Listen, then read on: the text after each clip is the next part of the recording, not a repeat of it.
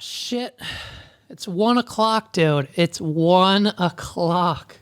Oh, man. I think, dude, what do I have left to do today? Do I have anything that I need to do today? It's 1:00, almost 1:30. Oh, what was I supposed to do? Laundry, pick up the boy, code, record, make fun of people. Oh, shit. Shit. I better call Paul.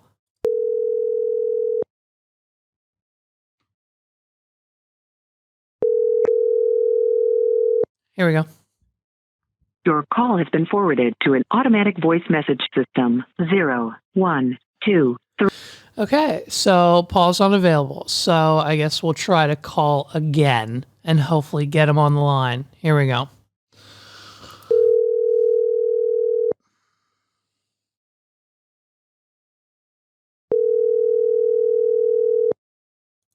No, we picked up. Ladies and gentlemen, it's another fucking episode of the What Are We Doing podcast. This is Better Call Paul.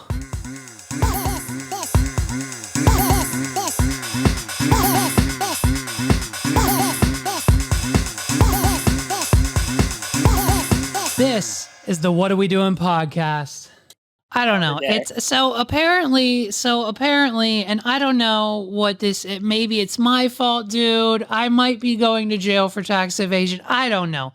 But apparently the business, from the numbers that I gave them, apparently took like a loss last year. And so, which is understandable because we were all at like 80% gains for 2020. So shit was bound to go down in 2021. You know what I mean? But like, for whatever reason, I'm at a loss. So like they took my income, my personal income, and they covered the loss of the business. So that wiped out like the 5 or 10 grand that I would have owned personally for whatever reason. And then, but because of that as well, we're getting a $5,000 return. And so, and then she's like, well, and then unfortunately, and like she acted like this was going to be news to me, but John and I have been paying taxes out of pocket like every year since we started Sparks, because just that is what it is. And so, but like, she's like, yeah, Justin owes $4 grand to federal, 500 to local, blah, blah, blah to state. And I'm like, okay, cool. And then like, but she didn't tell me I was getting a return before she told me that. She told me I owed $5 grand, and then my heart stopped. And I'm like, oh, fuck. Okay. I guess it's fine. Like I was expecting something. And then she's like, well, I need your bank account information for the return. And I'm like, what are you talking about? Are you taking money out of my account or giving me money? She's like, no, I'm giving you money because you got $5,000 in return. And I said, what does she know? She said 5,000. And I said, just fucking keep it. And she's like, well, we can't do that. And I said, it's the stupidest thing I've ever fucking heard in my life. So, yeah. Oh, I still don't, and I know that it's like a common joke on the internet now, but like, it is still insane that like the government knows how much you owe them, but you have to do your own taxes, which are like a thing that like sucks dick and no one likes. Right. And doesn't make any sense to a normal fucking person. Right. And I swear that exists just so they can have the whole industry of people who know how to do taxes. So, yeah. It's like, that's like what? And then there's all the software, the TurboTax. Well, TurboTax spends... HR Block software now. Yeah, they spend all of our money, millions and millions of dollars lobbying Congress so they don't flip that switch for us and make it super easy, because TurboTax makes $38 billion a year off of all of us. And, yeah, they buy arenas and stuff too. Right. For sports teams. Right, so exactly. They're doing okay. And the fucking, it's like, dude, if I don't, it's like, there's no, it's just so, it doesn't make any goddamn sense. None of it makes any sense at all. And it's like, they'll arrest me if I don't pay it, but like they're giving me the money to pay it directly. And it's like, I don't know. I don't fucking know. I just got a letter today. I just got another letter today addressed to the owner of the very first dude who literally OD'd in a Sheetz bathroom 10 years ago. Like I'm still getting shit from the IRS. Do you understand that the IRS just got another $80 billion in funding for the next 10 years? When in retrospect, it would probably only cost them 10 out of that 80 billion to hire the most like advanced technology firm ever to make an AI artificial intelligence piece of software that does every person in the country's taxes in an instant. And they'd still have $70 billion left over to literally do whatever they want with. We wouldn't care. We wouldn't care then what they did with the money. Now it's like, hey man, you know, I don't fucking know, dude. Also, to add the fun little complex layer to the fact that all of our taxes go to blowing up or giving guns to the people of the Ukraine. When the reality of that situation is probably that, like, at some point we're gonna. I mean, from what I hear, is that they're actually gonna win now. Sounds like Russia's falling apart. But like, why is that what my taxes are going to? Like, I get it. No, they need help, but also like. But bro, that was yesterday's news, bro. That was yesterday's news. We're done supplying Ukraine with weapons. We just made a $10 billion weapons deal with Taiwan, and China's not too happy about it. Nor should they be. Mm-hmm. Like, yeah, it. And they're worried about my they called me 3 times after submitting these numbers. First, the 2 times was my actual tax guy, and he's all like, okay, are you sure these are correct for the 5th fucking time? And I'm like, yeah. And he's like, okay, well, it's showing here that you took a loss. And I'm like, well, then so fucking be it, because I hired Paul and Scott, like whatever. Like, cool, I took a loss, or I paid myself too much, or whatever happened. You know what I mean? And so then they're like, they asked me, are you sure? And then this lady calls me to like hit me with the low blow of the knowing $5,000. And she's like, well, how's the S Corp doing this year? Like, do we need what's going on? Are you still at a loss? Do you think you're going to be better next year? Like, she's prying into my fucking personal life as if I have to fucking explain to this bitch why my company's at a loss, or seems to be, or is. I don't fucking know. It's so weird. All of it. And like, what does that even fucking mean? Like, he called me and he was like, did you lose a lot of money this year? And I was like, I don't know. And he's like, did you use like the money you paid yourself to put it back into the business? And I'm like, well, of course I fucking did. I said, if I'm not going to the beach with Megs, like maybe once, twice, 3 times a year, no big fucking deal. Like, I'm buying shit for the business. I'm like building a $10,000 studio in my house. I'm buying fucking computers. I'm giving you 10 or fucking 10 grand at a time. Like, what do you mean? I don't know. Like, of course I fucking put it back into the business. Just make it work. Just do your damn taxes, dude. It's so awful. It's so annoying. It's an awful way to exist, and I hate it. Now I don't even have to worry about that because it just doesn't even exist, and it's so stupid. It's just like we were at Ulta. Meg needed $100 bottle shampoo for whatever reason. No, I hate being at Ulta. Honestly, like, probably of places that I go that are not for me. That's like top of the list of like the fluorescent lighting. Every girl there who tries to ask you how they can help. Just the general sticky vibe of the store. Ugh, not a vibe. Well, I've been there on Black Friday before too. I wanted to like kill myself. Oh, you're crazy, boy. Megs has a credit card, and so you'll never guess what happened when we were there buying the shampoo that we needed for $300. We used the credit card, and that purchase upgraded us to a diamond member, Paul. And guess what? Instead of 1 point for every dollar you spend, diamond members get 1.5 points for every dollar spent. And I'll tell you what, bitch, those points, they fucking add up. And as soon as I heard her say this, I was already halfway out the door. And when I heard her say, oh, congratulations, you've been upgraded to a diamond member, you get 1.5 points instead of just 1 point now. I poked my head back in, gave the lady the dirtiest look. And I told Megs, I said, what the fuck is going on? I said, she just tried to convince you that points are an actual fucking thing that like benefits your life in some way. She just tried to tell you that you getting 1.5 points means that you will live another 50 years. Like, she just tried to guarantee you life with these fucking points that don't exist. It was the most absurd pitch I've ever heard. And I'm like, well, congratulations, sweetheart. You're going to get 5% off your shampoo now instead of 3. Like, get the fuck away from me. Dude, people, I will say though, two credit cards that are worthwhile. There's two that Brittany and I use all the time. We got the Amazon Prime card. Sure. And Brittany has the Target Red card, Yes. which honestly, Target Red card, fucking slaps, dude. Fucking Right. slaps. It's Right. like 5% off stuff all the time. Every if time, you yeah. have it. Yeah. Which is great. Yep. And then some of the deals on that are like, God, we got if it's like, oh, if you buy like a paper towel, like they're all free. Right. You have the credit card. Yeah. I'm like, oh man, this is a great thing. And then my Amazon one, I basically, if I know I'm buying something from Amazon, I look at what's on that credit card and I pay it off, because when you pay it off, you get points. Right. And then I just get things from Amazon for free.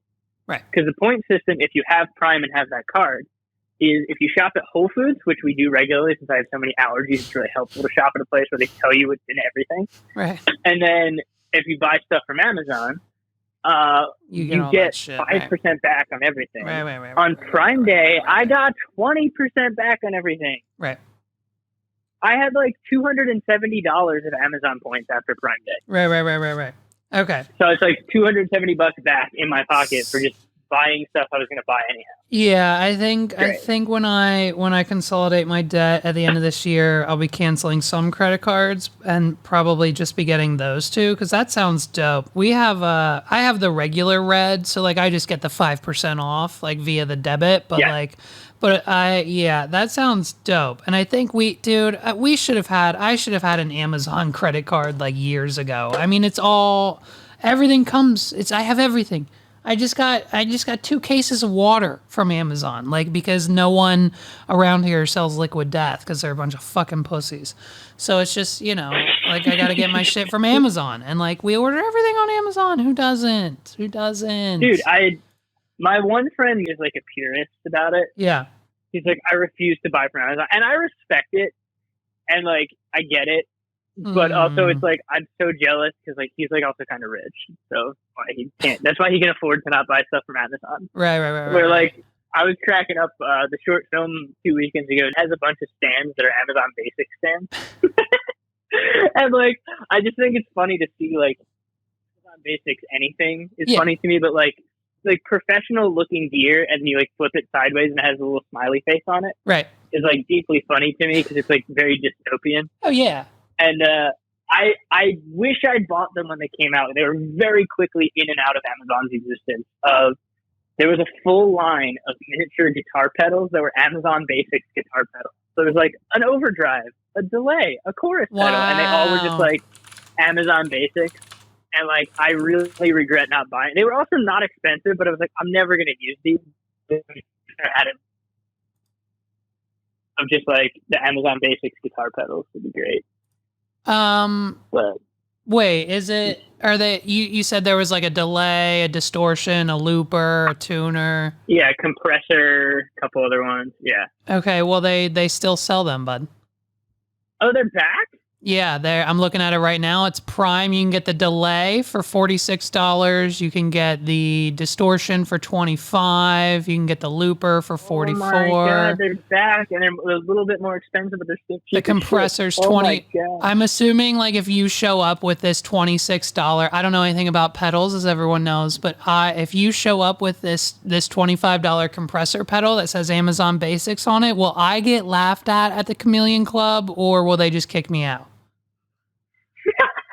Probably laughed at. Okay, Probably. If I took it the into Chameleon Club's gone now, though, dude. Oh, that's true. Okay, if I buy this, if you buy it, can you bring it to me, and then I'll take it into Tone Tailors and ask JP what he thinks of my new gear. Yeah, can you fix it up for me? Can you repair this? Yeah. Just be like this. Yeah. My pedal isn't working. I need you to fix it. And then, oh, dude, what if I just scratch off real terribly? I'm gonna scratch off the Amazon Basics logo, but you can still read it, but like not really. Trying to make it look like you didn't do what it is. Yeah. Or just put like a sticker. I'll just put like a label over it. I'll just get a label maker and just put a name like Gibson and just put it over it, like terribly. Yeah, no, that's all right. I'm leaving this up because this is the kind of decision. If I get drunk enough, I'll just buy them all. Right, so of course. Right. No, you have to. For and with for a rainy day. Dude, if you use, and it says right here, if you get like 30% off if you use your Amazon card, so you probably won't even pay.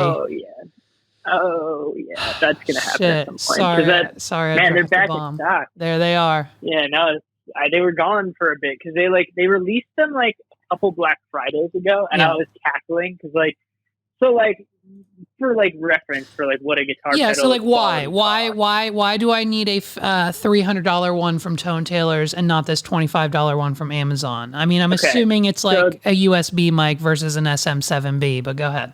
There's a couple of so components is a big because there are, especially in the audio world, there's a couple of things where if you cheap out on capacitors or diodes, you can hear because it's just there's more noise, there's more shit, there's more static. Right. The other thing that makes things more expensive nowadays is there are some pedals that are not analog but have digital brains, and beyond just having the analog circuitry that creates the effect, it has a brain that can save 200 presets. And the brain also allows you to do some digital stuff on an analog circuit. So it's very much like a tiny little computer.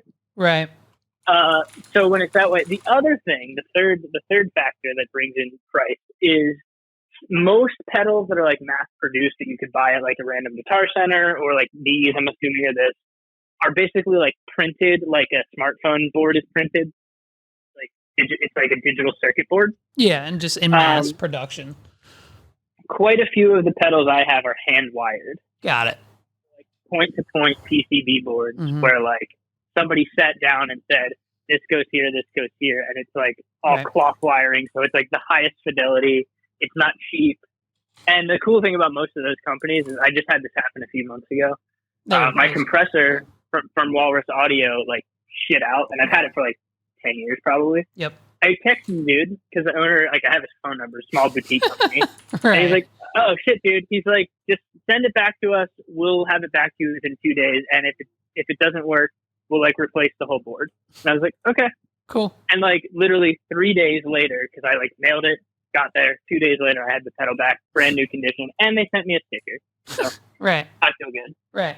But yeah, so it's their guitar pedals are the one thing where don't know that there's a level up. You can get great if you're just good at playing guitar. You can get great sounds out of anything. Yeah. That's the reality. It's these cheap Amazon things. One of the reasons I would get them is I bet you I could make them sound cool for certain things. Oh, right. But yeah. When you really start to listen and I'm also an audiophile, as you know, since I ruined Spotify for you. But when you listen to the difference, if I were to A/B using the same microphone and record the same exact guitar part and play it through a cheap delay and then throw it through I have this one Chase Bliss Tonal Recall, right, which is a $600 analog delay pedal. Got it. And if I played them, you'd be that one's the more expensive one because it has some of those 3-dimensional things that you can't quite quantify, but it's the physics of it are different. Sure. And that's where it comes in. And I'm a big pedal geek, big time. It's been, I think I first got a guitar pedal when I was 15. Yeah. And it was a runaway train. It was I love this. I love being able to fuck up little boxes that twist knobs. And for an ADHD kid who played guitar, it was the best outlet of wait, I can just play a chord and then I can fuck it up a lot. Oh yeah, I'm going to twist all these knobs. Right. Yeah. Dude, so and then... Yeah, and I mean that, and then just that into my fucking my local trade-in store got a fucking jungle green Nintendo 64 in last night, and I want to buy it so fucking bad, even though I don't have money. I'm not going to, but this morning's this morning's announcement, dude. Fucking I don't know how much work I'm getting done when I can just challenge every one of my friends to a match in GoldenEye before GoldenEye 64 on Switch. I couldn't believe it. Because I didn't read into it too much. I just saw the post. I sent it to you and a couple of my other friends. Yeah. And my cousin Scott and I used to play GoldenEye for hours whenever we get together in the summers. So I was ooh, dude, we got to play this. Yep. But I thought and maybe this is I think this is a bigger deal than just it coming to the Switch, but I'm pretty sure Nintendo lost the rights to James Bond games because they were made by PlayStation for a little while.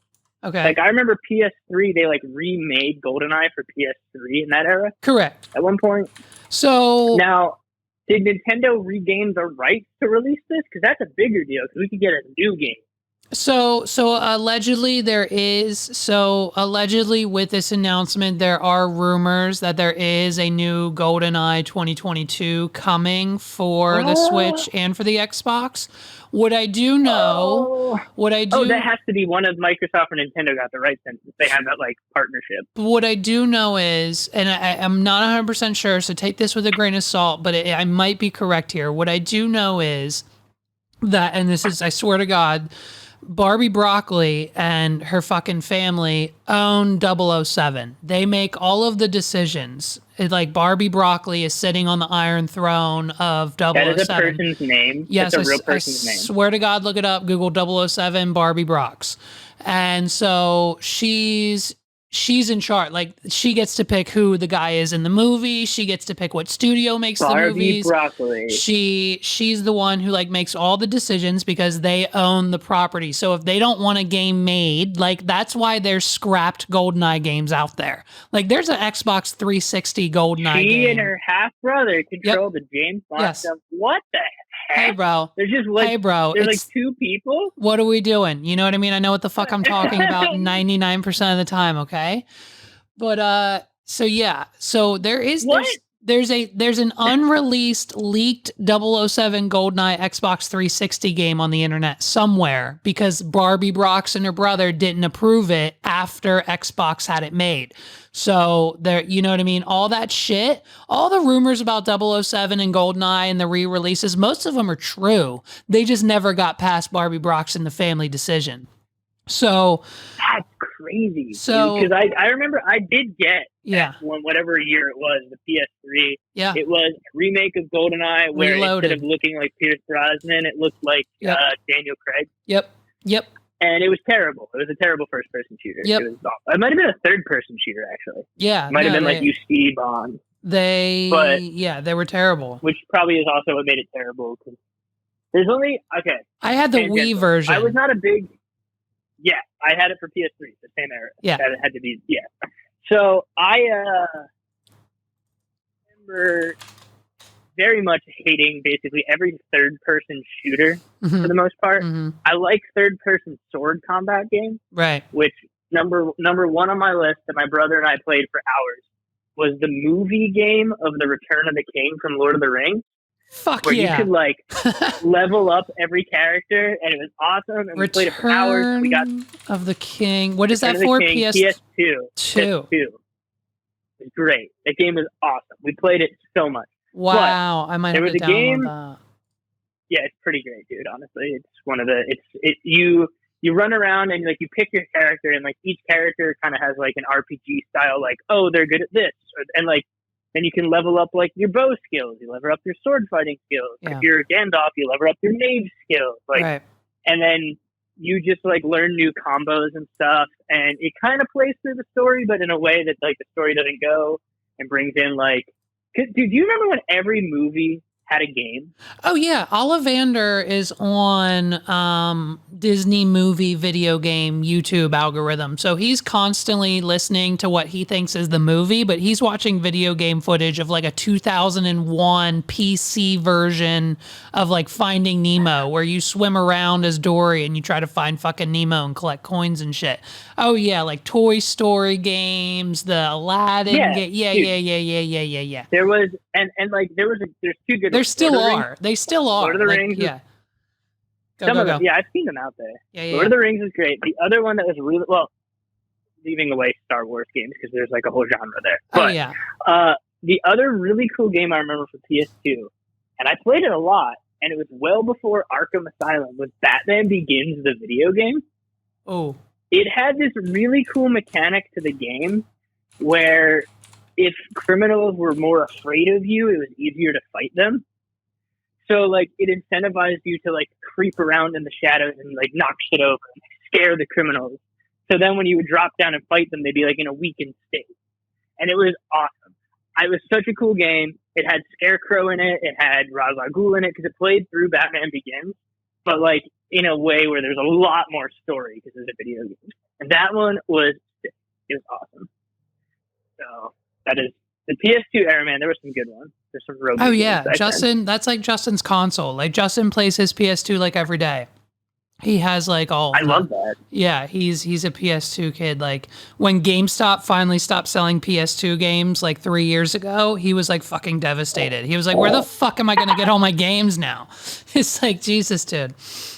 But Dude, yeah, there's also the greatest baseball game ever was in that era too, which was MVP Baseball 2005. Hands down, the best game ever.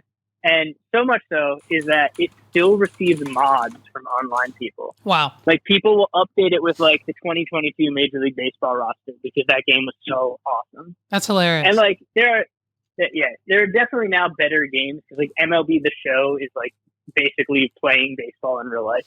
But dude, MVP Baseball, unmatched. Need for Speed Underground 2 for the Great PS2. Game. Fantastic game. I mean, the soundtrack alone, I think, was just Yeah, that was incredible. There's another racing game that was really cool. The other one I think of, because I put it aside for a sec, was Star Wars, but the original Star Wars Battlefront 2, like where I like steer, because my friend Zach and I used to play that at his parents' house till like 2 a.m. every time we'd have a sleepover. Yeah. And like I can just hear like there was this one little like voiceover from a clone who would say like, "Watch those wrist rockets." And I just hear that in my head sometimes. Like I'll be sitting alone late at night and I just hear in my head, "Watch those wrist rockets." Now is this the same one? I played a Star Wars, I think it was Battlefront. I don't know a lot about Star Wars, but I got a game of Star Wars when I bought a PS4 about like 5 or 6 years ago. And it was just like this kind of, it was like Fortnite. They dropped you in and you had to kill the other team. Yeah, that was the remake of Battlefront. So there was Battlefront 1 and 2 that existed for PS2. Got it. Battlefront 3 got canned and people were devastated. Right. Because it was like going to be the next level. You're going to get new Star Wars in it. Canceled. I can't remember. I think that was well before Disney bought it. Like it was just, it got canceled because of that. Right. The one you're talking about from like 2016, 2017 era of PS4 was Battlefront made by EA as opposed to Lucasfilm. And EA took it on the chin with that game. Because that game, they literally launched it and then refunded some people. They launched it and stopped the launch because it was so awful. Really? Because it wasn't a fully baked game. It had no campaign mode. It was just you played online. I remember that. It was like 2 levels. And it wasn't good. Yeah. Yeah, and it wasn't good. Like the mechanics weren't good. It wasn't fun. Well, they went back to the drawing board. Yeah. And they made a 2. Yeah. I have Battlefront 2. Okay. For PS4. Okay. That one is not good either. However, they did bring back some stuff where there's a campaign. There's like a story. Okay. And the story, which is kind of cool with this one, is actually canon to the newest movies that came out from Disney. Oh, cool. So like what you do in the story is like right after the events of Return of the Jedi, where like the rebels win and the Emperor gets turned down the shaft. Yeah. And it goes right up to the events of The Force Awakens. So like kind of cool. It's a neat little storyline, and I like that. But it just like didn't have a lot of staying power. Whereas the old game, Battlefront 1 and 2, they're now considered Star Wars legends because they're not part of the canon. But the first game you played through as like the premise of Battlefront was you ran around as like a troop on the ground. Mm-hmm. And then for like kill streak rewards, you get like, oh, I get to unlock a new type of troop. Like, oh, now I have a jetpack, or now I have like a sniper rifle, whatever. And you'd like unlock them kind of like you unlock guns in any first person shooter, third person shooter game. You then, though, eventually after like 10 kill streak rewards, you get to unlock a hero, and you're running around the battlefield like Darth Vader, slashing people and choking them out with the Force. And then that was always the best. You always wanted to get the kill streak reward, you got to be the hero. Because you're running around with Boba Fett and a jetpack, and you're just blowing people away. Yeah. Awesome. Yeah. So the thing we used to do with that game that you could do sitting on a couch with your friends back in the PS2 era was there was a mode in that called, I think it was called Conquest.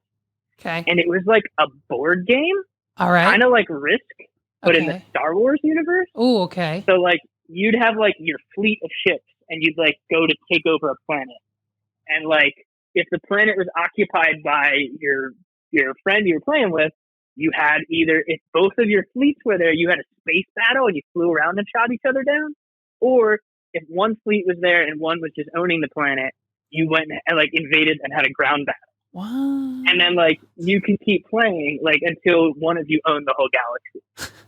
And my friend Jack and I would do that for hours, and we like would save the file and come back to it, and like we had so many memories doing Star Wars Battlefront consoles. That game mode has never come back. Yeah, well, and that's like, dude, that's like when I was playing Battlefront, I was winning. And I think that should be a red flag for any video game, because if I play a video game and I immediately start winning, like I got the controls right away, I got the map memorized, my team's winning, I'm shooting these fucking battle troopers or whatever, star troopers, and I'm winning. My team won like the first 3 rounds, and then like nothing else happened. You know it's a terrible video game, because I thought it was a demo. I thought it just came with my PS4 because I got a free Darth Vader book bag that I still have. That was how that game worked. It was an awful remake. The remake after that, they brought back some stuff, but you still couldn't do any of the. There was like 4. There was only 4 levels to choose from, though, right? Like, why? Yep. Why would someone? It was like what I would expect to play in the store, waiting to pick up the full game copy, right? You know what I mean? No, and oh hell yeah, I used to do that at like Target when my mom would take me as a kid. I would just play that. Because you can just play the first level of every game. Do you know what I want? Do you know what I want so bad? And someone has. You know what? I bet you COVID killed that forever. I know someone has one, and I know I can probably find one. But I want my dentist used to have them, and I know they're for sale on eBay somewhere. But I want one of the like the standalone, like McDonald's Nintendo 64 game consoles. Oh, with the N64s in it with the yes, yeah, dude, yeah. There was one of those at one of the malls near where I grew up. Yep.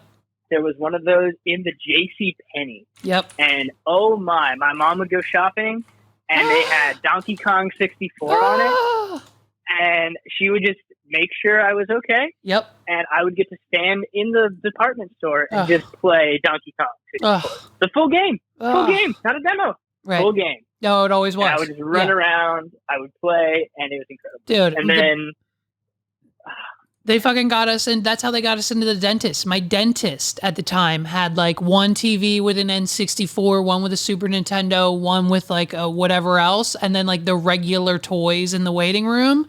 And I just played fucking Mario at the dentist the whole fucking time. And then they're like, incredible. Oh, come back here. Oh, he's not moving. Hit him with the fucking pig nose. We called it the pig nose when they just hit me with sleeping gas. And then I wake up playing Mario again in the lobby, and then we go home, and it was a great day for everybody.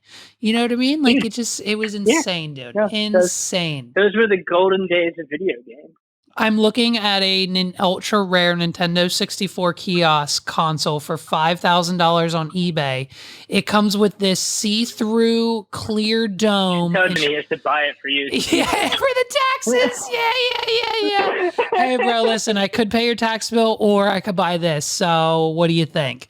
And dude, it's a Nintendo 64 branded tube TV as well. And I think I might consider buying it, you know?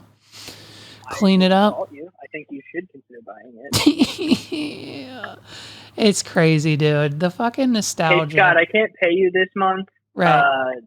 I did this instead. Okay, hold on. I found for $9,000, it is a briefcase containing 6 Nintendo 64 consoles and their respective color controller. I'm looking at a blue, orange, purple, green, pink, and smoke gray fluorescent see-through Nintendo 64 consoles. It comes in this dope case, and it's only $9,000, and I think I should take out a small loan and buy it. I'm gonna, dude. Listen. It would be awesome to do that. That would be the funniest, like the most impractical purchase possibly ever. But the joy it would bring. Right. The joy is there's no dollar sign you can put to the joy that would bring. Right. It's like, hey, you come to me and you pick your console like your Pokemon, and I let us select 6 people. I select 6 people on the planet, and then they are the chosen ones. Dude, I think that's a great. God. That And I can sell. I sell each one of these consoles at an NFT to make my money back, and I'll make like $9,000 on each console, and then I'll be fucking rich, and I'll have these NFTs that are worth a lot of money, like Logan Paul did 99 times. Dude, remember when NFTs were all that I have, bro. about? I have a whole fucking hour-long rant in the back of my head waiting for like a future episode of my podcast to go off on NFTs. They had me hooked. I was a believer. I thought it was going places, bro. I saw fucking like Trey Songz or whatever fucking rapper on TikTok saying, I sold 1 million NFTs for $1. I made millions. People were making hundreds of thousands off of these things, reselling them and flipping them. And I'm like, Scott, you need NFTs. And like, I'm fucking preaching it. Like, I'm fucking trying to buy a Bored Ape right now. And it's like, you know what I mean, dude? Now it's like, dude, did you hear the numbers? This time last year, OpenSea did $30 billion in revenue in one day. In the last 3 months, they've only done like 20 million, not billion, million in like the last 3 months of sales. They've laid off like half of their force, and like it's not looking good. Well, like I think I told you that the dude Zach who wants to do some work with us. So I still have to get back to. He lost his job because he was working at a crypto place. Oh my god! He was creating an app. He was creating an app that would allow people to like mint their own coins as they listen to music. Yep. Which is really cool as an idea. Sure is. But just went tits up. Right. And all the money went away. Right. And they were like, oh, hey, I know we said we could keep you on and pay you like $90,000. Yeah. Turns out we can't do any of that. Yeah. And you're going to have to find another job because we're laying you off. And he was like, cool. Thanks. Glad I did this. Do you understand that that stake.com pays Drake like $30 million for an Instagram post because they just have people gambling with Bitcoin on their site 24/7 nonstop, and like it's just, and their headquarters is like literally a tiki shack in the middle of nowhere that costs $3,000 in Florida. Like it's the most horrendous thing because they just are pocketing millions of dollars every minute. And it's like, why? Like, things are still happening even though the market's tried. Like, I think Logan Paul just finished selling his 100 NFTs and he made like, I think he said like 100 million on the whole project, and he sold them during the downfall of Bitcoin and everything else. Dude, like I don't believe in hell anymore per se as a concept. Yeah. But if there is a hell, like the people that profited off of normal people during that, they all got to go there. Dude. They all of the people who are already rich and profited off of guys who thought they were going to become rich. Yeah. Because they were like, oh, cool, I need to, like, if I do this, maybe I can pay off my dad's medical debt. Right. And now those people are like, their entire life savings are trashed because of guys like Logan Paul. Dude, listen to this. One of two things. Hell should be real. Right. Or like, instead of having like a fair trial, any of the people who did a crime, because I consider it a crime to like inflate the price of something completely useless and then sell it to a normal person. Right. Anyone who did one of those crimes should, like, maybe 1 or 2 people. Oh, wait, here I got a great idea. It's like a reverse auction where they have to pay those people back. Yeah. But for like, as part of the payment, they can also be like, oh, I get to torture you for like an hour per $45. And they just take Logan Paul to Guantanamo Bay, and 3 normal guys who like were trying to pay off their family's house debt, who lost all their money thanks to him. He pays them each, like, they say like, you know what, I want $100,000 each for these guys, but actually I owe you $200,000. Right. And they're gonna get their other $100K back by like twisting your nipples off, ripping your fingernails off. Does that sound fair? I think so. Listen, I never bought an NFT. I was close to buying an NFT and I never did. But dude, listen. So, okay, this is how fucking cringy and gross this shit is. First of all, Logan Paul's like co-host, his like best friend, like Mike Malik. Do you know of this guy? I know. Yeah, I've heard. I know of the situation. So, like, right before the fucking crash of the market, he purchased like a Bored Ape Yacht Club NFT for like $400,000 in cash. Okay. Like, he literally spent his life savings that he's been saving with Logan Paul for the last 10 years and spent it on this Bored Ape picture of a monkey NFT. And now he's broke. And so he didn't think that he was going to actually need money eventually to, I don't know, buy a house.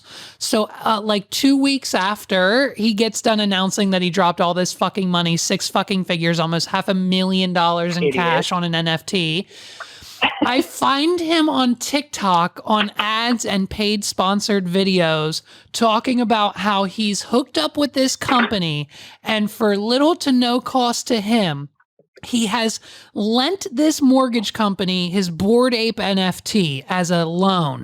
And so for this loan, because his Bored Ape is worth $400,000, they're going to hold on to the NFT for him, give him an upfront loan of $200,000 in cash so he can go buy a house. And then once he's done paying back that $200,000 in cash, because you know he's going to get it from his next ad deal, or the property value of his NFT is going to go through the roof, because why wouldn't it, right? And so he's then going to pay it back and he'll get his NFT back. And so now he's slinging this fucking scam where you can put basically your own money and credit and your reputation on the line for instant loans when you leverage your NFTs and all of your digital assets to this company. Nightmare. And it's like, Nightmare. and it's like, he's literally looking at the camera in a terroristic form of a video, as if someone behind the camera has a gun to his head. And he's like, listen, I just spent all my money on an NFT, so I didn't have money to buy a house when my girlfriend left me. And so I gave this blah, blah, blah company my Bored Ape Yacht Club NFT, and for 20% of whatever blah, blah, blah, they gave me a loan and they're getting it back and blah, blah, blah, blah, fucking blah. And it's like, dude, hey, that's kind of like illegal. You know what I mean? It's a scam.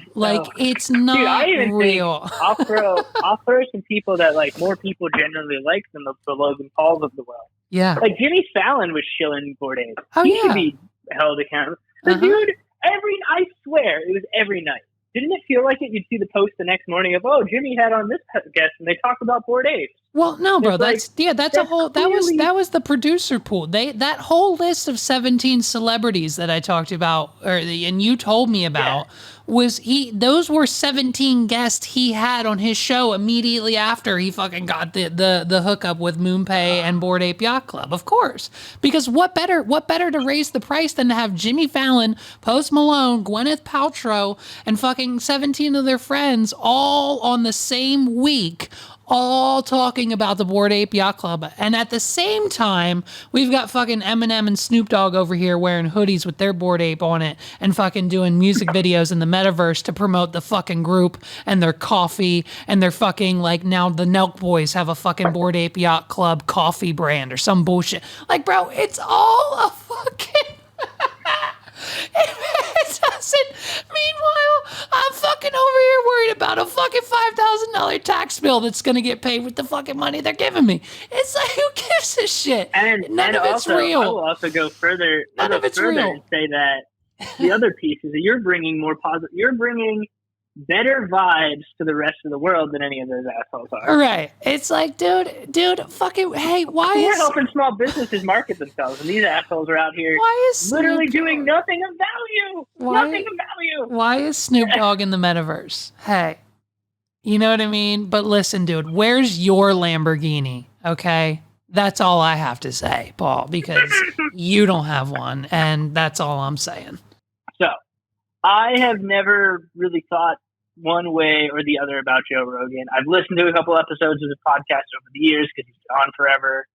I knew Joe Rogan as the Fear Factor guy. Yep. So when Joe Rogan started to get popular in the podcasting world, I was like, oh, cool, I like his stuff. He's got decent takes. Yep. And then the thing that there's a couple different things with Joe Rogan that I dislike. But the one that most people got, so I dislike that he's like pretty racist. It's pretty bad. He's gotten much more soft on that over the years. Like, he doesn't say the N-word with regularity. Right. But like, that's that's like strike one for me. Like, okay, so like, dude, it's not 1945. Like, you can't just be like dropping the N word as a white dude. Like, Right. It's unacceptable. Right. So, that aside, that's bad. That's like already was like, okay. But the thing that I think was interesting was Joe Rogan has a pretty nuanced, wide-ranging list of guests. Yeah. What I started to get frustrated by is during COVID, he would say, this guy's an expert. And then if you Googled any of the people that he had on as experts during COVID, every one of them was a disgraced doctor. Now, that's one, whatever. Okay? You're bringing on who you know, or you want to have a slant to it. He's totally okay with doing that. Yeah. But then when everybody was like, well, we got to take him off the air because he's saying things that are misinformation, hurting the spread of the pandemic. Yep. If you get your medical advice from a podcast Joe Rogan, host, right? That's your fault. Now, right. Your fault. And I will say the same, what was it? CNN, like CNN color corrected this man's face when he had COVID, and they blatantly lied. Like there were lies against him. So I will say, like, I am on his side as far as a couple of things. But I do understand that, like, dude, you know, when I had COVID, you know, I made jokes about it, but like I didn't go and ask my doctor. I should have asked her for ivermectin, but like I didn't, because I was like, I'm going to get fucking laughed at. They're going to say, no way. They're going to be like, what the fuck? Like, this is weird. Or they're just not going to give it to me because I'm not a fucking millionaire. But it's like, hey, the guy kind of made some points though. You know what I mean? Yeah. But ivermectin, the science I read on this, I've read this a few times because I have a few people in my life who go back and forth on this. I trust you, so please tell me. The only time ivermectin gets helpful, okay, like it can help with coronaviruses as a whole. Got it. But to get to that point, you almost have to get to a toxic level in your body, which is why the extreme argument was like, oh, you're going to horse poison yourself with horse paste, because it is used for dogs and horses to like get rid of infection. Right. And the thing is, with the human body, to get to a point where it's actually going to fight in an effective way, you had to almost poison yourself or poison yourself based on your metabolism. So that is there's like a gray area around that where it's like, in theory, with certain people, it could have helped. Mm. In most people, it wasn't doing anything. It was just like you were taking ivermectin, because if you weren't taking like copious amounts of it, it wasn't fighting COVID in your body. It was just giving you a little placebo peace of mind to think you were fighting COVID in your body. Because if you really were using it to the level where it could help, you would be like dying from poisoning yourself. The miracle cocktail, we'll refer to it as, is ivermectin and antibodies and everything else that Joe Rogan and Donald Trump and all of their friends Antibodies, took. I think, is a real thing. Antibodies is a real thing, because that's basically getting antibody treatment is like giving yourself it's like rapid response vaccine. Right. Because the vaccine gives you antibodies, so you're just like shooting it all in really fast to like while you have the virus, as opposed to before you have the virus. Okay. And the way that Trump got kept alive is like, first off, Donald Trump definitely took the vaccine, because he has now said that after being so anti-vaccine, which is so funny to me, because now he wants credit for it. I don't know if you've seen that in the last couple of months. He wants people to thank him for getting the vaccine to everyone so fast. Well, and he's gotten booed at rallies for that. People are like booing him. Did you happen to see, and unfortunately I think we missed it, I know I did, but did you happen to see the flyer for or hear the whereabouts of Freedom Fest that happened this past weekend? What on earth is Freedom Fest? Oh, I am so sorry, Paul. I thought you knew, and you just because you had other plans to watch Disney movies, I thought you weren't going to go. Oh, please. Freedom Fest was this last Saturday. It was September 10th and Sunday the 11th, of course, in Kentucky. Free admission from 4 to 10 p.m. In the state of Kentucky. There's going to be family fun like balloon. Already bad vibes for it to be in the state of Kentucky. It's like, can't get it. Yep. The story isn't getting better. Continue. Yep. There's going to be family fun like balloon rides and bouncy houses. And Vito's Fireworks is going to be there. And after the fireworks, dude, guess what? There's going to be a special screening of the new documentary 2000 Mules, which is basically a documentary about the QAnon movement and how it's not working. I know about 2000 Mules. I have listened. And Paul, I'm not done yet. And after that, we have a fucking lineup, dude, of local and regional speakers. Okay, listen to this lineup. We are going to hear from none other than Dr. Doug Frank, Seth Keschel, Dr. Dan Stock, Jim Ricci. I don't know his last name. And Ricci, here's Jim Ricci. Yeah, Jim Ricci. Yep, him. And here's where it gets, dude. Here's where it gets good. We're going to hear from Seth Dillon. We're going to hear from Kimberly Guilfoyle. We're going to hear from Eric Dieters, Candace Owens, and Eric Trump himself. Okay. What a cast. What a cast. Now, Donald Trump was invited, and we know now, obviously, he did not show up, unfortunately. But this was essentially he hates his supporters. It was a field in the middle of Kentucky where QAnon and Trump supporters gathered. It was BYOB. You could bring your own beer, but there were plenty of food trucks available. You could bring your own food, bring your own food truck. Campers welcome. BYOB. I mean, what more could you fucking ask for? I'm thinking we go to Freedom Fest 2023. Free admission. Dude. The screening of 2000 Mules, which I'm mad I missed. I'll have to download that illegally later. I'm pretty sure you can get it for free from I know several podcasts who have watched it just to yeah. it's bad. Can you give me a rundown, because I'm not sure exactly what this movie's about? Okay, so their hypothesis, we're gonna call it a hypothesis to start. And who's they? QAnon? Who's QAnon? Unclear. Dinesh D'Souza and some other people. It's unclear who they are behind this. Mm-hmm. But basically, the idea behind it is, okay, so the election was stolen. Trump definitely won. Of course. And the way they're proving that is by showing you irrefutable proof of the fact that there's this thing happening where there are voting mules, because that's the whole scheme of the vote from home, means that you can have people vote numerous times. And they try to, dude, this is where it gets I just cackling laughing at this. They're like, you can see here, this guy here, yep. This guy here, he comes here every day. And the one podcast I listened to, QAnon Anonymous, they were like, it's great because this guy is clearly a courier and this is just his route.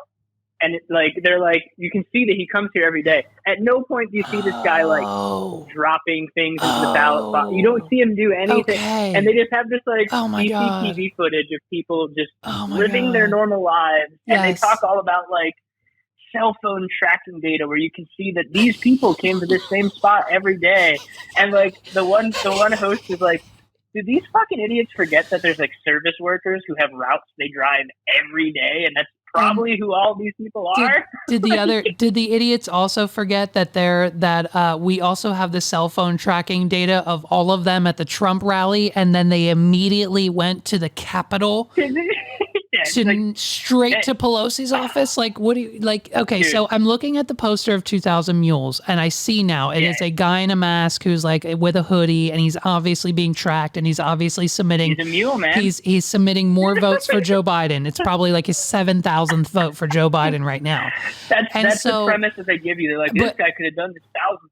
And so, what they've done is they've just hacked travel security cameras, and they're stealing footage of people who are literally picking up the votes and sending them to the White House. It's their job, right? Basically, right? Yeah, that's what it is, and it's so dumb. And I was like, and there are people who are like, you've got to watch this. It blows the lid off the whole thing.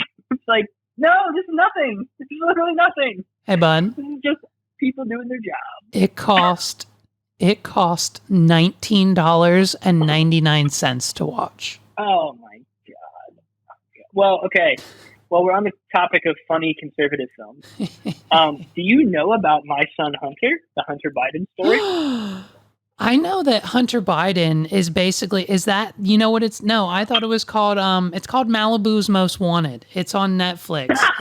It was 2006 with Jamie Kennedy. It's literally Malibu's most. I had a podcast bit written about how Hunter Biden is literally Jamie Kennedy, Malibu's most wanted, because Right. it's You better look this literally, up right now. he's the son of the governor, and he's like got the laptop, he's got the fucking scandals, he's like fucking shooting people in the street, he's doing coke, he's doing the, like he's fucking, what's it called? Hunter what? My Son Hunter? My Son Hunter. It sounds like a doozy.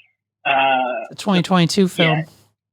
Also, this has to be the biggest bag fumble of all time, is that Gina Carano, who is in The Mandalorian on Disney Plus, got fired from The Mandalorian for being like, she made some comparison to like being an anti-vaxxer is like being a Jew in Nazi Germany, which is like, Jesus Christ, woman, like why are you saying that? Like that is, like, you can have stances about vaccines, but saying it's like being a Jew in Nazi Germany when you're a rich white woman who's just making movies, like, please, just shut your mouth. Anyhow, she got fired from that because Disney was like, yeah, no, like, we're not going to have main actor in our TV show talking about being persecuted like a Jew. Well, yeah, and it's she then is in this movie as a Secret Service agent. That's her next role that was announced. well, She went from being on a Disney Plus show to making this movie. Emma, Like, this Emma chick? no, Gina Carano. Oh, sorry. Dude, well, that's She was also like a oh, I see. bag fumble, man. Bag fumble right there. So, dude, She was like about to get her own spin-off Star Wars show that she was going to be the main star of, and she just was like couldn't shut her mouth. And now she's in My Son Hunter, do you understand? which is apparently like an insanely bizarre movie. So I'm looking at it now, and I'm just at a loss for words. I'm at a loss for words. A fictional retelling of the lifestyle and scandals of Hunter Biden, son of U.S. President Joe Biden. Why aren't there 19 of these for every Trump child? Like, where's the dude, so that was somebody said like the way better way to make this would be the Eric Trump story, except it would just be him like doing cocaine. Like, just that all it is, because he doesn't do anything. Because he does like the lame version of being like a failed son, which is like running his dad's company. Actually, like Dude. Eric Trump is the one who runs the company. Don Jr. I think would be funny to follow. That dude just sucks. And also, what is it about like like Disney affiliates, like ABC? Like, why is Whoopi Goldberg talking about the Holocaust at 10 a.m. in the morning? Like, do you why do you think this is all just now? Like, are these people just having mental breaks and just saying whatever they want I think on we're all like having TV? mental breaks, dude. Well, I mean, yeah, but like, you know, what did Whoopi Goldberg just got a slap on the wrist? They told her to go away for a few episodes. Now I think she's back. You know what I mean? So What'd she say? Whoopi Goldberg, like last year, I think, last year, yeah, Whoopi Goldberg suspended from The View after saying the Holocaust was not about race. So she, Oh my god! effective immediately, I am suspending Whoopi Goldberg for 2 weeks for her wrong and hurtful comments, ABC News reported. Wait, like, hold on. Okay. What? What? How is that a landing? That's not okay. That's not even I'm beside myself, as you can tell. I have no words for this. That's not even. That's like not even a way to like. The entire purpose of the Holocaust was Hitler was like, "Yo, Jews, they're bad. People with blonde hair and blue eyes, that's a superior race. Right. Kill them all." Right. Breaking news. Right. Like there's nothing solely about race. Like what? It's here, wait. What was the name of the play, by the way, that you did as a kid that we talked about, this Anne Frank story? Oh, I just talked to my buddy Tim on the podcast about it. I don't know what it was called. It was just they just called it Anne Frank, and it was me. I was Peter, and the popular girl in the school was Anne Frank, and the sets were our little rooms and our little closet that we lived in the studio attic, hiding from the Nazi Gestapo police people. Yeah. And the play ended how the story of Anne Frank ended. It was the story of Anne Frank. I don't know what the fuck. Really sad tale. I was in the 7th grade, I was in the 7th grade. Here, Dude, I think. unreal. Also, here's Whoopi. Hold on. Go ahead. Dude, you have a better understanding of the Holocaust than Whoopi Goldberg because of that play. Exactly. Then let's be truthful. Here, play this clip. I gotta hear this clip. The Holocaust Can you hear isn't it? about race. On Monday's show, the host of ABC's The View inaccurately claimed the Holocaust was not related to race. It's not about race. It's not about race. What is it about? Because it's about man's inhumanity to man. That's what it's about. Whoopi Goldberg. Goldberg appearing to Okay, so That's like, what?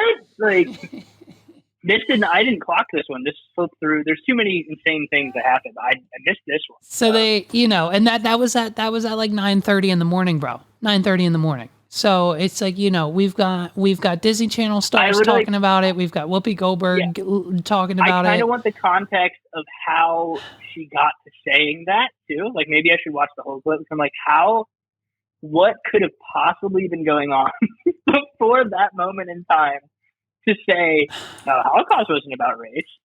Am I, dude? I'm looking at promo pictures for this My Son Hunter movie, and it's literally just him with hookers, him doing drugs, and him pretending to be does Hunter Biden think he's an artist? Does he paint like canvases that make no sense?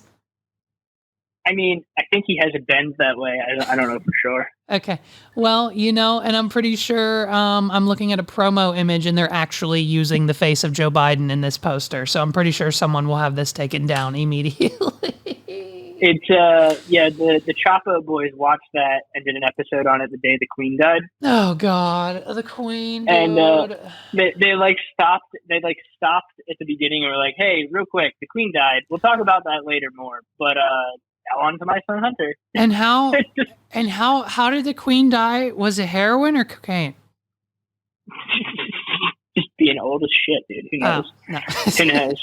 Dude, can you believe it? Inbred Dude, beyond can belief. you fucking believe it, dude? All of this shit coming out now, like Meghan Markle's not invited to the viewing. Meghan Markle's not invited to the funeral. Meghan Markle's not invited to do anything. Dude, that thing you sent me about the Queen and wanting to do the final slur and calling Meghan Markle in made me laugh really hard because it's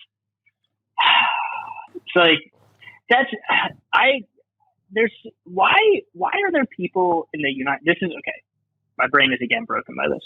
Why are there people in our country, the country that split off from the monarchy and fought them because they were corrupt and evil and took taxes and didn't give us any say? Yeah. Why are there people at all in our country who were like, yo, you know what? We got to respect the monarchy.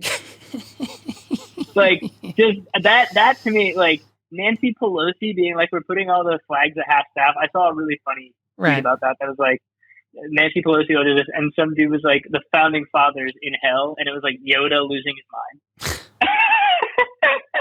And I was like, we fought them.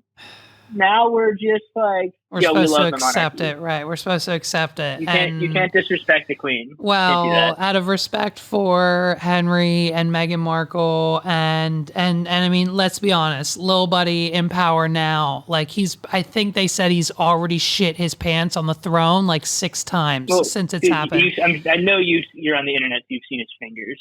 So. He's just it's a very strange, and Megs is like, well, who's king now? And I'm like, I think it's her son. And she's like, oh, well, what about Charles she's like, what about her husband? And I'm like, well, that's her cousin, so like he's not going to do it. And she's like, what do you mean? And I'm like, her husband died. I'm like, right, exactly. Yeah, he's dead. Yeah. And so, but I mean, it's still her cousin. Charles, and then after Charles, it would be William. Yeah. After William, Harry abdicated, so it wouldn't be Harry ever. If William were to die somehow, it would be William's son, William and Kate's son. Right. And so that's not that would be the funniest. It's like there was like a boy king, right? A boy king of England. Oh God! Just we were in Game of Thrones, in Game of Thrones. Now. Megs, do you know what Megs said to me? Megs woke me up the other day. She was like, dude, wake up. Ollie wasn't home, so we were just fucking with each other. And she was like, dude, did you hear what happened? Have you been on Facebook? And I'm like, no. She was like, they were moving. She said, it's like, it's time now. So they were moving the Queen's body. And she said, when they were moving it, one of the royal guards' knee gave out and they dropped the casket and the Queen fell out. Wait, and did this actually happen? And I was like, no, dude. And I was like, I sprung up out of bed. I immediately got on my phone. I was like, what are you talking about? I need to record something now. And I was like, holy fucking shit. and like my heart was racing because I thought Great joke, man. there's no Great fucking joke. way, because in 2022 it would happen. You know what I mean? Yeah, it would. I also can only think of Coffin Flop from I Think You Should Leave on Netflix, which I don't know if you've watched, but have you watched that? No, I have not. Okay, so I think you should. Do you know what I Think You Should is? You would love. Dude, you would love I Think You Should. I can't believe you haven't watched this. It is exactly your sense of humor to a T. It's just little sketch comedies of like stupid shit. Like what stupid is it? Little like the way that YouTube shorts used to be. It's just like 10-minute shorts, and one of them is like a fake commercial for a channel called Corncob TV, and the dude's like, everybody's trying to cancel Corncob TV because of our show Coffin Flop. And like the premise of the show is just like bodies falling out of coffins all over, like just like falling out of coffins like rapidly, like just hitting the ground. And he's like, people are saying it's all rigged. I didn't do shit. I didn't rig shit. Just like going on, like you need to watch. That. Oh my god, dude! There's so many memes I can send you after. I didn't know you didn't watch this. Oh no! You need to watch. I Think You Should Leave. I Think You Should Leave, dude. A Tim Robinson comedy show. And dude, you and Megs need to watch this together, because if she gets your bits and laughs at them, you two are gonna sit and fucking laugh your asses off at this. It is, dude. There's a bit. One of the bits is they go. It's like the setup is like they're going through like a haunted ghost tour of like a mansion somewhere. Yeah. And it's like, well, everybody, we're gonna start our tour. It's after 9 p.m., which means it's the adult tour. And he's like, it means you can drink and you can swear. And Tim Robinson's character, like, recurringly, he'll just be like, hey, I have a question. And everything is like, so has like there ever been like a fucking ghost that like fucking came out of the wall with like a huge fucking cum shot? And they're like, hey, just because it's the adult hour, like that's like, no, we're not. And like he just like takes the adult hour like all the way, right? And it's very good bit.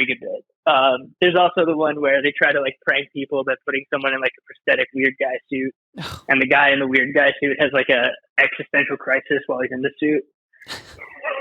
So yeah, you need to watch that.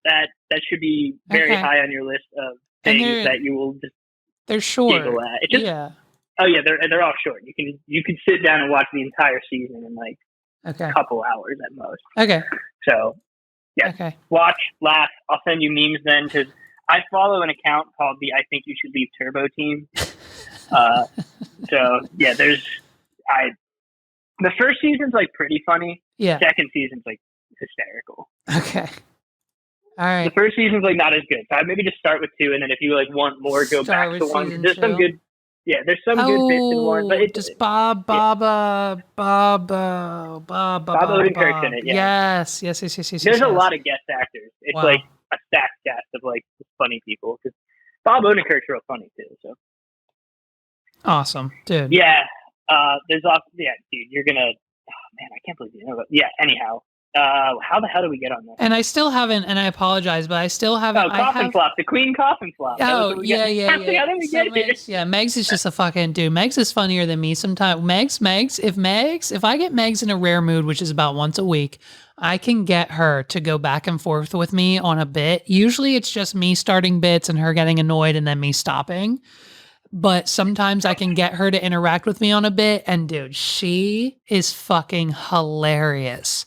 Oh God, I don't know how I'm going to do it again, but I wish I could get her to like sit in on this podcast with me, because she's just hilarious. Like, she literally came in and told me the Queen like fell out of her coffin, and I like. Yeah, that's a great prank. Because like also it's information I need. You know what I mean? Yeah. It's a believable joke. Right. Like, I would believe that. Of course. It's a good prank. It's a great prank. Of course. Now you got to watch Coffin Flop so that you guys can talk about how she literally coffin flopped you without you knowing about Coffin Flop. Yeah. I think. Also, the greatest song ever is on. Hold on, fuck! I'm gonna send you. There's the greatest song ever is on this. It's called Friday Night, and it's a parody of a pop song, and it's incredible. Okay. So, it's Friday night. I was thinking that we just It's so serious. Like they do it so serious face, but it's like this is an awful song. Yeah. And it's, oh my God. There's also like a yacht of billionaires where they think, oh God, you gotta watch it, man. You're gonna laugh at it. Horrendous. Like, I've seen Beauty and the Beast. I have not seen Cinderella. I saw parts of the Lion King one, but like, so the thing is, like, what were your opinions on Lion King? Okay, here's my opinion on Lion King. They talk about it as the live action Lion King, yeah, but all of the lions are CGI, which is the same as animated. It's just new animated with a couple real things. Exactly. And so, and I heard, and dude, I didn't see it, but I heard they like didn't give them emotions. So when they're happy or sad, they just look the same, and it's still just CGI lions. Yeah. Here's my inside scoop. I'm pretty sure this is true, but they pretty much gave the guy who made it like all of the money he wanted and gave him all the trust at Disney. And we're like, look, we trust you. Throw it on a thumb drive and send it to the theaters. We don't need to review it. We don't need to approve it before it goes out. Just send it out and it'll be fine. Cause like you can't fuck up the Lion King. Like don't fuck it up. You know what I mean? Like it's easy. And so, no one at Disney, little did they know. No one at Disney saw it. And so now, we got just yesterday, D23, we're getting a prequel to The Lion King that we got in 2020. So it's called Mufasa, The Lion King. I'm just tired. I'm tired of all of this. I would like there to be less of these, and I would like to go back to a time where everything wasn't just something that's already been made. That would be great. And so, like, but now, do you think... I would love that. I would love to go back to time where things were just... do you think that maybe do you think that maybe they'll fix the one in this one, like the mistakes? Like, do you think it'll be like, you know what I mean? Like do you think they'll give them more expressions? I'm looking at like the preview images that they released, and I mean, it kind of looks good, but like, I don't know. So yeah, dude, I don't know. Wait, is this like Lion King 1.5? What are we? It's just a prequel. Like, wait, hold on. Originally we had Lion King 1, yeah. Lion King 2, Lion King 1.5. Yeah. Lion King 2 is a sleeper pick of great animated Lion King. Yeah. Because I can't remember if we've talked about. I talk about this a lot, so like I can't remember if we've discussed. But the song "Deception" about Kofu in 2, it goes "Deception, disgrace, evil as clear as the scar on his grave." Fire song. Yep. Fire song. I like Lion King 2. Sorry, I'm going to come back to your question. I don't think they're going to make it better, just because all of these seem like they're just shoddily thrown together to make money. Right. It's like, I didn't even bother watching the Aladdin one because I watched it. I was like, no. I know. I couldn't do it because I didn't watch the Aladdin one either, because it's just like, I heard the genie was terrible. I loved Aladdin. Well, Will Smith is the genie. Right. So, and Will Smith hasn't done a good movie in like a very 10 years. Yeah. Yeah. So this is technically, I think, The Lion King 1.5, but I don't think it has anything to do with 2004, The Lion King 1.5. Correct. Yeah. But Which is basically following Pumbaa and Timon around, right? Yeah. They're on the cover. So I'd imagine. Yeah. It's strange. And they were supposed to be. What's funny is like, that is so much like, I remember more of that than I do of like what I did last week. So, right. So the remakes go. So the remakes, so in general, like they're all just shoddily thrown together, and like with the marketing behind them is all just like return to a magical end. It's like, no one asked for this. Like the classics are still there, and like what I don't get is like why they didn't just. I get like. The live action tag, I think, is what bothers me, because most of them are just like updated animation. And like, I thought about that with The Lion King, of like, obviously you got like Donald Glover as Simba, you got Beyonce in it. Like, it's like a great cast of voice actors. Yeah, but like, and even that's terrible. I've heard like it's not like it's weird. Like we it's shouldn't. We don't need like, Beyonce in a. Yeah. A little like, weird. They're not in the movie, so it's like, what's. It's weird. The marketing's weird. I know, like, so the only one I've seen the whole thing of was Beauty and the Beast with the Emma Watson one. Yeah, we saw that in theaters, and, like, I think. I saw it in theaters too. It was like a thing that Britney's work did as an event then. Yeah. But like, I liked one of the elements of that was that they like went to Paris as part of it, right, or something. I don't remember exactly what the context was. I was like, oh, this is new. Like, this isn't like just like the story exactly as it was. Well, and this, but even that was like, it's like basically watching like a deleted scene, and everything else was kind of the same. Yeah, well, and like this kind of like killed her career because she was hot off of Harry Potter, and they were looking for her next lead role, and like this just proved not to be it. Yeah, and like it was after well, she didn't really do much. Yeah, I feel like I haven't seen Emma Watson because like she was in a ton of stuff for a while there. And, I'm trying to think of what I've seen her in. Even like there was a movie I think that she was promoted in with Tom Hanks called The Circle. Yeah, that might have been before the other one. So Beauty and the Beast was 2017. So was The Circle. So 2017 was like her last kind of hurrah. She's like I know she's got a lot of other stuff she does too. Like she went to Brown, I think. Yeah, something like that. Yeah. Emma Watson is like one of the only people who is literally the character she portrayed as a child in real life. Like she's smart and like cares about a lot of stuff. Right. And is like actually just basically Hermione Granger in real life. Yeah. Whereas like, yeah.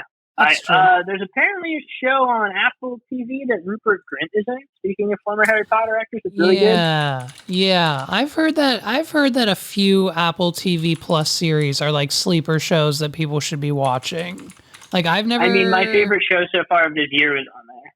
Like I've never heard, which is what? Severance. Okay. Severance is great. Severance is one of the best things I've watched in a long time, just because it was like topical. Because like, you know the premise of Severance? Do you even know what I'm talking about? No, I'm looking at it right now, but I don't know. So please explain.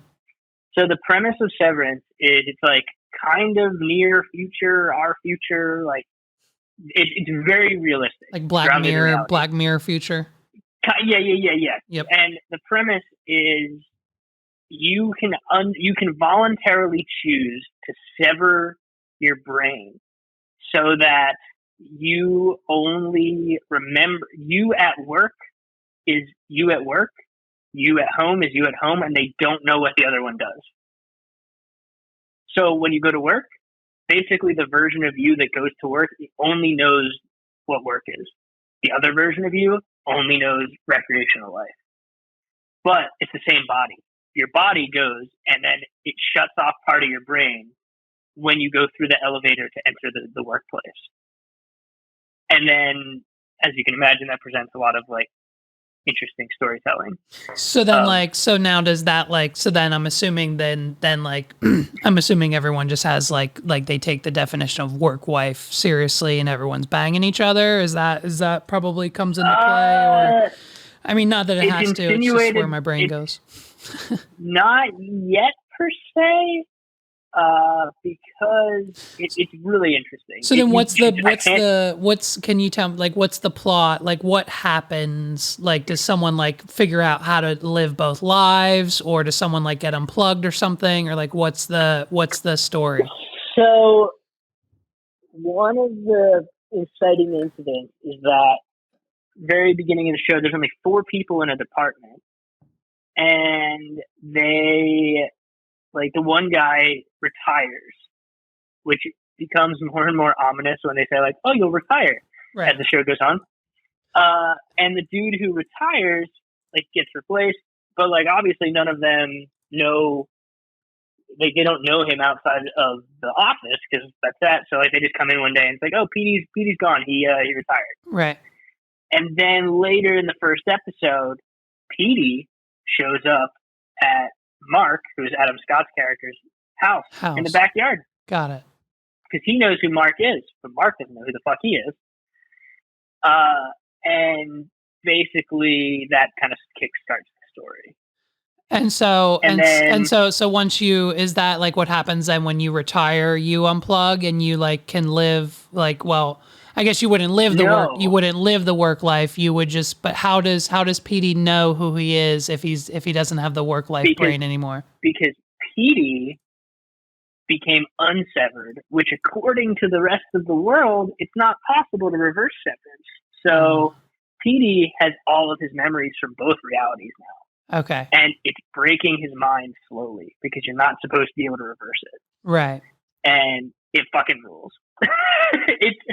So he just creates... The last 2 episodes of the first season had me on the edge of my seat in a way that I hadn't been in something in a long time. Okay. Because I was like, and there's going to be a second season.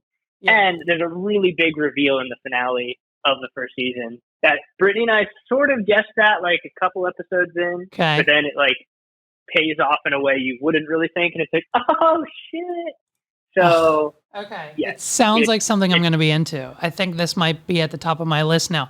I have a list from you, and I told you, I'm going to watch Lord of the Rings, I think, when it's all out, because I'm just fully That's probably a good call. into House of Dragons right now. But this seems like something, if I can get on board with it, I might be able to get Megs on this too, maybe. It's good. It's like also really cool. Is there any violence? No, not really. Okay. There's like just like trigger warning. There is. This is like kind of. I guess I can say there's it's a character. Fine. Go.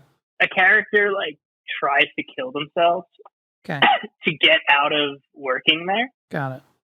Because like she signs up to do this thing, but she realizes how cruel it is really quickly, and so she tries to hang herself.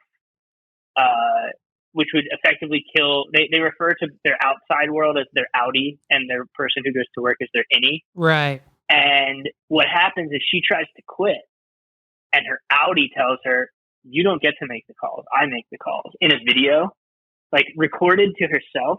So it's like a version of her talking to her and tells her like, "You can't quit."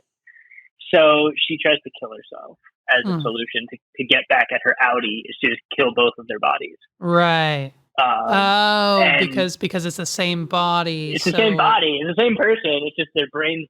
They're like different versions of the same. It's a very interesting show because like what I liked about it is like this is like a concept, but like in a way that no one else has ever tried to do before. It's one episode. It's one episode of Black Mirror made into a whole thing. Now, and like it's really well done, and it has this cool like everything's like 60s aesthetic. Okay. In the office building. So the whole office looks like it's like out of time almost. There's also some weird like fucked up sex cult stuff at one point. It's good. It's good shit. Okay. I like can't wait till I canceled Apple TV actually after I finished this because like there's like I just recently stopped paying for Netflix for a little bit because I'm like I have too many of these.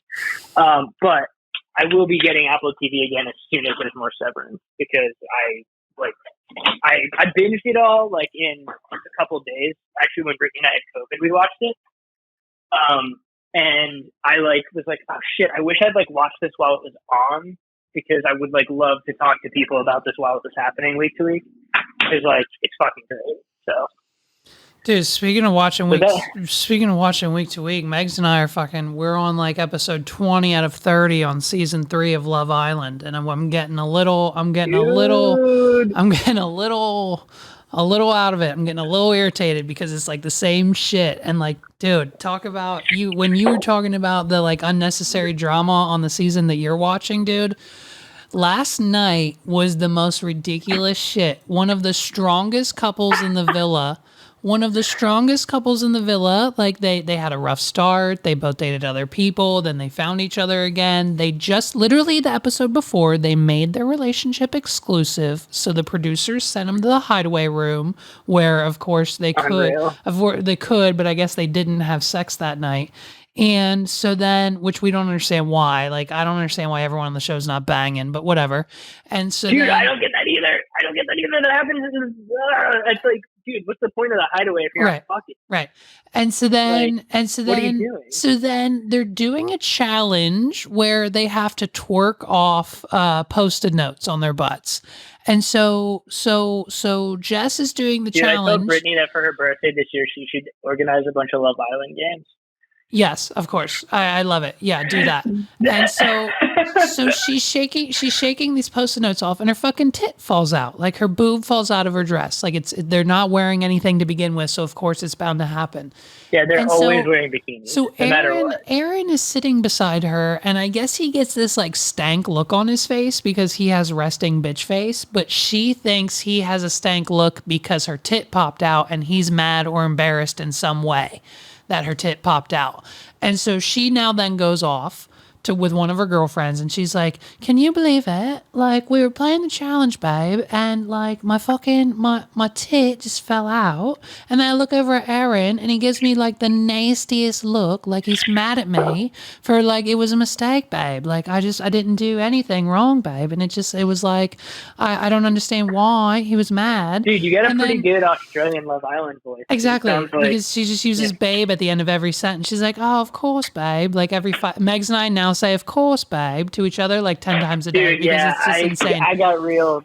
I've adopted, and I hate it. I keep saying the word keen a lot. Yeah, So they all yeah, say yeah, that. Like, yeah, I'm pretty yeah, keen yeah, on yeah, it, and I'm like, yeah. oh, I can't Yeah, stop saying this I'm word. pretty teen on Kayla, to be honest, Taylor, and I'm teen. Listen, I'm Teen Tina all the way, mate. Okay, it's me and Tina, and no one's gonna turn my head. Okay, these other bombs in the villa. Okay, I'm not turning my head. I'm Teen Tina all the way. Okay. Dude, you've got the like tradie voice down. Like, It's like just- whenever they have like, oh, this guy's a tradie, which is Right. also a great expression for a blue collar worker, and I think we should adopt that in other countries. Perfect. Like the U.S. should say that instead of blue collar. Like, hey, you're a tradie if you're a blue collar worker. So Like, I think I'm essentially, going to tell my friend Nate, who's a painter, that he's a tradie. exactly. You have to.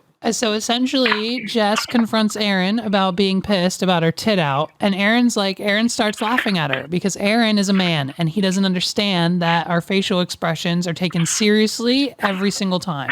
And so Aaron starts laughing at her like, "What do you mean? Like your boob fell out. That was funny. We were all playing a game. I have a resting bitch face. Why would I be mad at that? Why would I be mad at that?"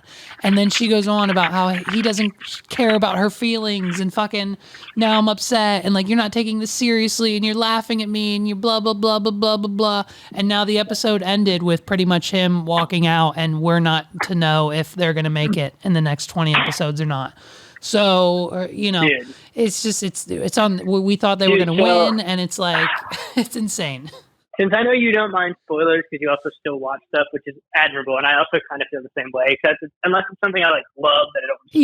Yeah, of course. But Love Island season 1, I have been waiting to talk to you about the finale. Just to tell me, go So ahead. the couple that won. So when you get to the end, Yep.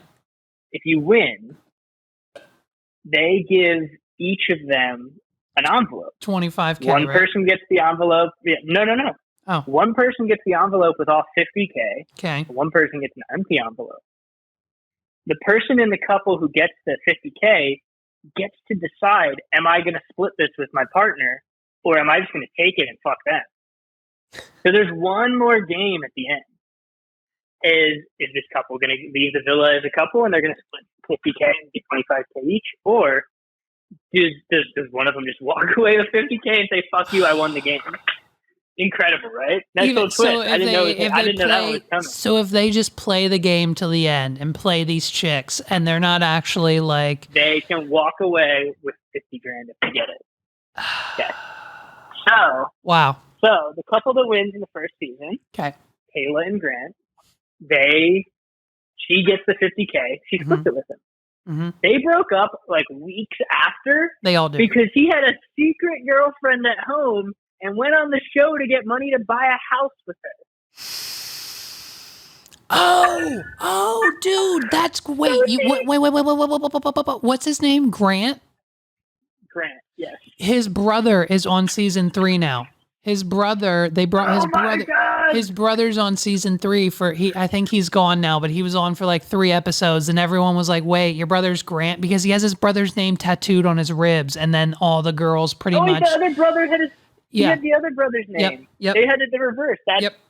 kind of gay. Yep. And so all the girls pretty much just like disowned him because of who his brother was and his actions and what he did. And so, yeah. Oh, dude, isn't that insane? But I mean, come on, dude. Come on. Like, why, like you said, why aren't these kids just fucking? And Megs and I looked it up. I don't know about season 1 or whatever you're watching on 2, but the kids on 3, like the one girl's 20 years old. They're only 20, 22, 23, 24. The oldest is 25. And it's like... Yeah, there was a 28-year-old on Jesus. season 1 at one point, and they were like, wow, she's a lot older than all the other girls in the villa. I'm like, well, what? Thank Like, God, I'm right. not that old. Yeah, Like, right. Yeah. Very interesting, because like the one dude on our season is talking about, well, you know, Lexi, she's the same, mate, but like, you know, Taylor, she's a bit more mature. So like, you know, she's got that age difference and she's more mature than Lexi. So I think I'm gonna go with Taylor. And then like we looked up the ages. Lexi is 20, Taylor is like 25, and Ryan, the douchebag, is like 23 or something. And so it's just like, dude, could you just imagine this having to be your life and the choices that you make? And it's like, if no one picks you, then you're just out. Now you're just out. Yeah, of the game. I knew you would dig this show. I was like, Levi will like this. It's just, dude, I have to go. I know. 4:30. I know. So do I know. We've been talking for so long. I was like, I know. oh shit, I have to do some stuff. I know. It's fine. All right. Well, this is a good Tuesday. Is it Tuesday? I was trying to figure out what day it was. There. I think so. Yeah, I think so.